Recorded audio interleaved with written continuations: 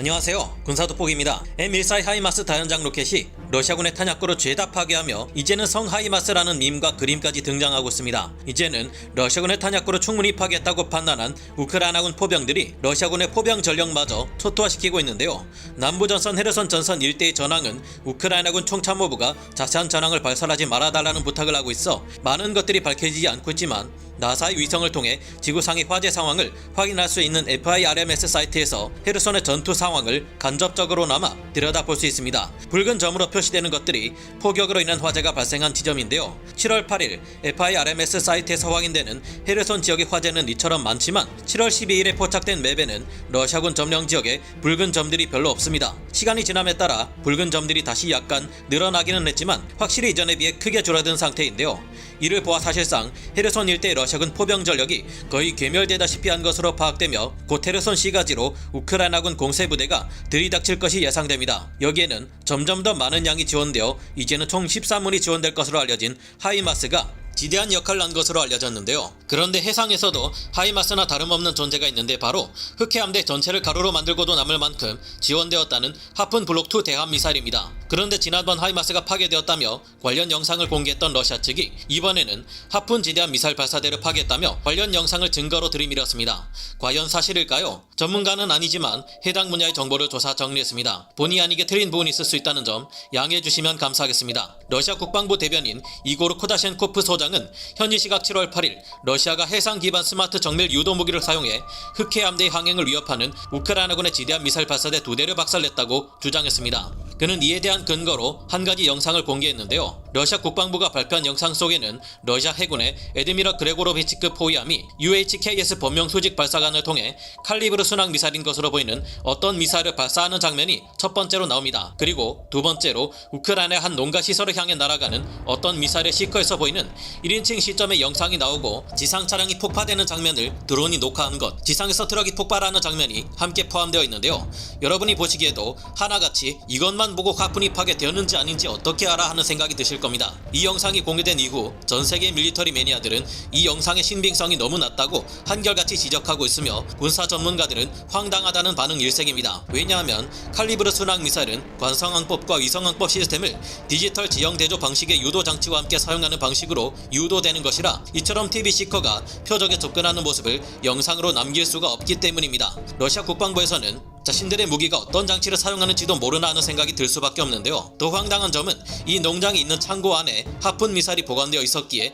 이 창고를 박살내며 하푼 미사일을 파괴했다고 주장하는 부분인데요. 이 같은 러시아의 주장에 대해 자국 밀리터리 매니아들조차 그걸 어떻게 믿느냐, 이 미사일의 시커가 투시 장치라도 달려있느냐며 지적하고 있을 지경입니다. 마지막으로 나온 트럭의 폭발 장면 또한 말이 되지 않습니다. 러시아는 현지 시각 7월 7일 밤에 우크라이나군의 하푼 대함 미사일을 파괴했다고 밝혔는데 보시다시피 트럭이 폭발하는 이 장면은 환한 대낮에 촬영되었습니다. 어린 나이라도 한눈에 에이 아저씨 거짓말하지 마요 라고 할 만한 수준인데요. 이 같은 러시아군의 조작에 우크라이나 총참모부는 너무 말이 안 되는 황당한 거짓말에 대응할 가치조차 없다는 반응을 보였고 러시아 국방부의 소식은 더욱 신뢰성이 떨어진다는 인식만 낳게 되었는데요. 하지만 러시아 국방부의 어리석은 대처는 여기서 끝나지 않습니다. 최근 러시아군이 방공 시스템 S-300에서 사용되는 지대공 미사일을 지대지 타격 용도로 사용하는 어처구니 없는 짓을 벌이고 있는데요. 최근 러시아가 전술 지대지 미사일의 재고가 부족해 값비싼 대함 미사일을 동원해 지대지 타격 용도로 사용하고 있다는 소식이 들려온 지 몇 주 지났는데요. 그런데 이제는 이것으로도 모자란지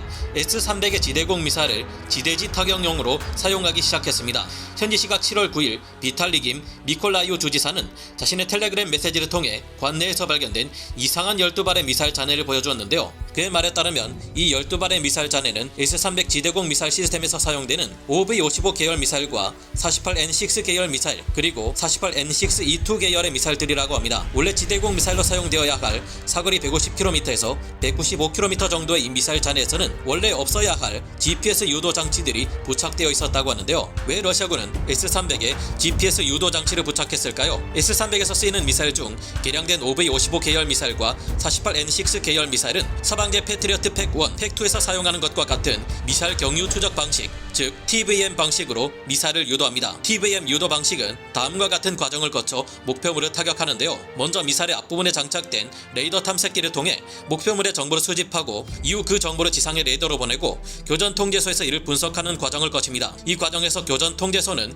미사일의 유도를 위한 계산을 수행하고 최적화된 유도 지령을 다시 미사일에 보내 목표물을 요격하게 만드는데요. 하지만 이 같은 방식은 지대공 유도에는 쓰일 수 있어도 지대지 타격 용도에는 쓰이기 곤란합니다. 지상에서는 지평선 40km 정도만 벗어나도 지구 공면 효과로 인해 볼 수 없는 빈틈이 저고도에 생겨나는데 지상의 적지는 이 저고도 범위 안에 있기 때문입니다. 교전 통제소에서 보내는 신호는 일직선으로 날아오는데 이를 휘게 만들지 않는 이상 TVM 유도 방식의 미사일을 유도할 수 없게 되는 것이죠. 하지만 러시아 글로나스 위성을 통해 GPS 유도가 가능한 장치를 S-300의 미사일에 부착할 경우 이론상으로는 이 지대공 미사일을 지대지 타격 용도로 사용하는 것이 가능합니다. 다만 어디까지나 이론상 가능한 것이지 실제 결과는 달랐는데요. 야전에서 급히 개조되어 어설프게 GPS 유도 장치를 장착하고 날아간 S-300의 미사일들은 각자 원래의 목표를 타격하지 못하고 민가, 공터, 야지 등에 떨어지기만 할 뿐이었다고 합니다. 보통 지대공 미사일은 재빠른 전투기나 미사일을 요격해야 하는 만큼 위력보다는 기동성과 항속거리 등을 더 중요시하기에 위력이 약한 경향이 있지만 S-300에서 쓰이는 미사일들은 133kg, 150kg의 탄두 중량을 가지고 있어 위력은 충분한 편입니다. 하지만 재래식 무기로 지상의 목표물을 타격할 때는 높은 수준의 정밀 타격이 필요한데 말씀드린 것처럼 이렇게 정확도가 떨어져서야 지대지 타격용으로는 도저히 쓸 수 없는 실정입니다. 그런데도 이처럼 S-300 지대공 미사일을 지대지 용도로 사용하는 이유는 여러 발 쏟아보면 그 중에 몇 발은 맞겠지 하는 판단하에 이뤄지는 것으로 추정되는데요. 그러나 이 같은 방식의 공격은 무고한 희생자를 늘릴 뿐 아니라 안 그래도 부족한 화력을 낭비하는 결과만을 불러올 뿐이라는 것을 왜 모르는지 의문입니다. 이제 곧 우크라이나의 뛰어난 능력을 가진 서방제 다목적 전투기 자스-39 그리펜까지 지원될 전망인데 이처럼 S-300을 낭비할 여유가 있는지 의문이네요. 러시아는 강력한 공군을 보유하고 있지만 이들 역시 정밀 유도무기 재고가 떨어져가는 판국인데 그리펜 전투기까지 들어오면 어떤 일이 벌어질지 궁금해지네요. 이에 대한 좀 더 자세한 이야기는 다음 기회에 말씀드리겠습니다. 하지만 미사일을 관리하는 데 있어서 러시아 이해할 수 없는 면모는 이것이 다가 아닙니다. 러시아군의 어이없는 지시 아래 우크라이나군에게서 노획한 S-300을 처리하던 러시아 병사 둘이 목숨을 잃었는데요. 지난 7월 6일 인터넷에서는 4월 6일 러시아군이